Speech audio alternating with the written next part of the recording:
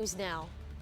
A coalition of transport sector workers and advocates expresses concern over the fate of buses and jeepneys once Metro Manila shifts to a general community quarantine.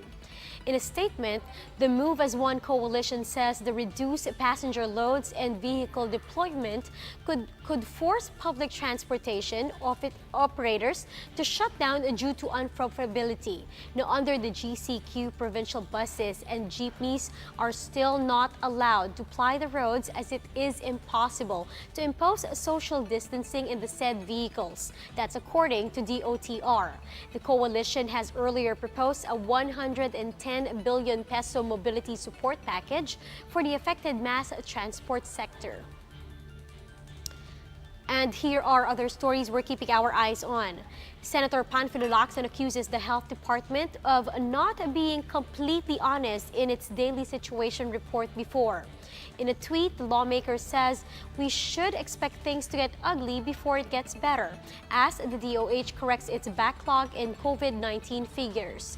Now, the department on Friday adopted a new format in reporting daily cases. It distinguished what it calls late cases or positive cases belatedly submitted to only recently validated from fresh cases or those results that came in less than 3 days.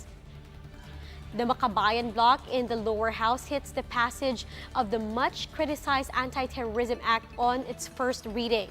Bayan Muna Party List Representative Carlos Zarate says the new measure, which seeks to impose harsher punishment for terroristic acts, would only breed human rights abuses by authorities. And SpaceX Falcon 9 rocket carrying 2 NASA astronauts has lifted off from Kennedy Space Center in Florida.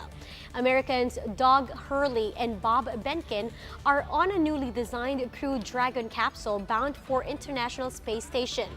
This marks the first space flight of NASA astronauts from U.S. soil in 9 years. For more updates, follow News 5, The Philippine Star, and Business World Online. I'm Riza Diaz. We are One News.